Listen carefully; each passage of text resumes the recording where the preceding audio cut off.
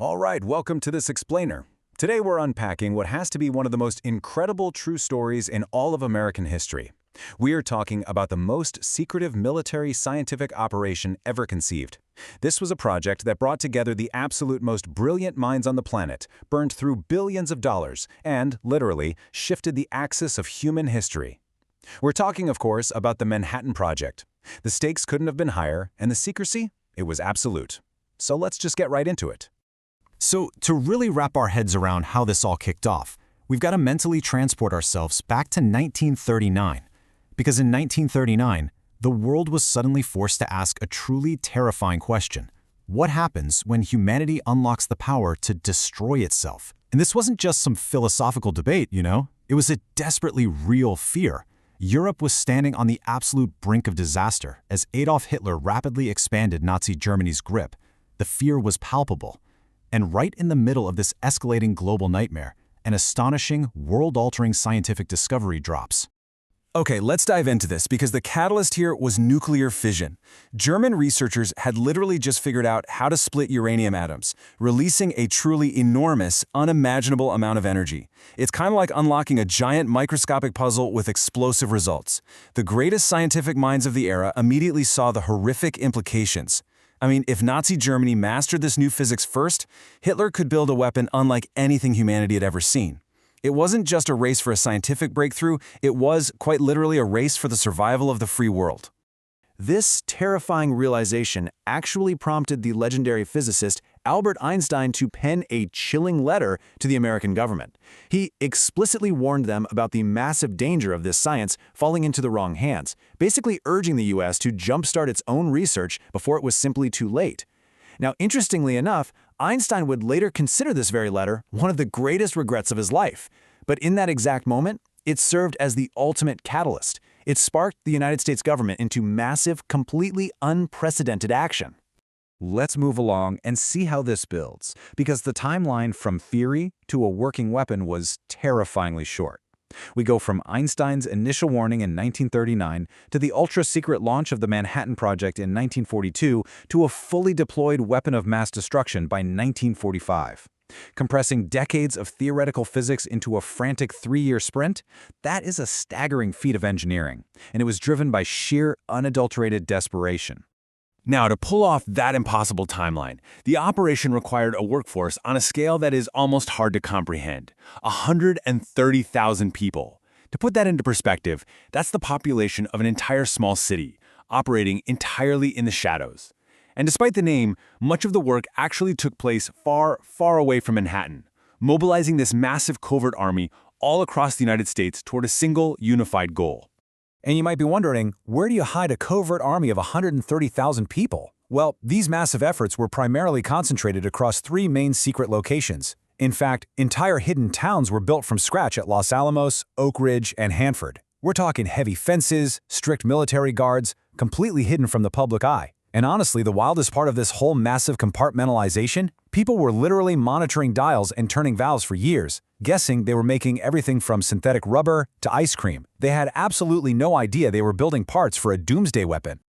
Naturally, building secret cities and pioneering new fields of physics on the fly isn't exactly cheap. The project cost an astonishing $2 billion in 1940s money. It was the ultimate shadow operation. It drained the equivalent of over 30 billion modern dollars from a wartime economy, and the public didn't even bat an eye. Just an astronomical amount of resources poured into one single, highly speculative military goal.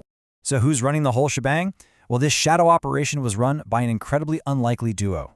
On one hand, you had U.S. Army General Leslie Groves. He's the military muscle demanding relentless security and, frankly, impossible construction schedules. And to lead the science, he chose J. Robert Oppenheimer, this eccentric, highly brilliant physicist.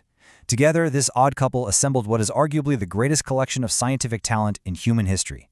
We're talking brilliant minds who had personally escaped Nazi persecution in Europe, working side by side with America's brightest young researchers, all coming together to attempt the impossible.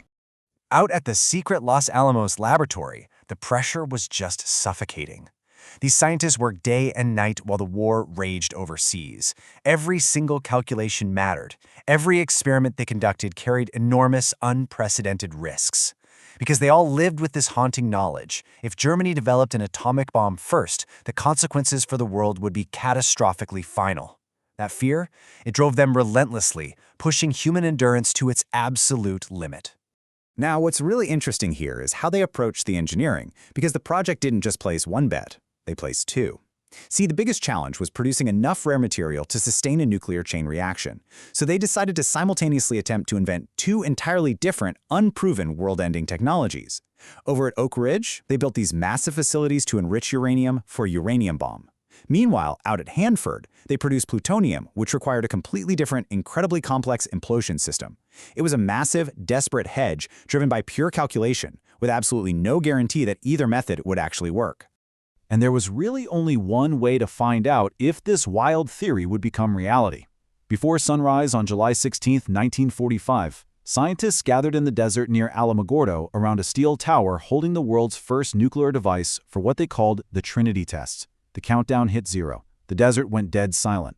And then, a blinding flash. The explosion lit up the morning sky brighter than the sun itself. A massive mushroom cloud rose thousands of feet into the air, and the shock wave was so incredibly powerful, it shattered windows miles away. The reactions among the scientists who witnessed this blinding power perfectly captured the ultimate duality of human nature. Some cheered, celebrating the success of this long, exhausting labor, but others, they stood completely speechless, absolutely horrified by the monster they had just birthed into the world. Oppenheimer himself later recalled a famous, chilling line from Hindu scripture, the Bhagavad Gita, "Now I am become death, the destroyer of worlds." In that blinding flash in the desert, the atomic age had officially begun. But right as this is happening, the geopolitical ground is completely shifting under their feet. Just weeks after the test, Germany surrendered.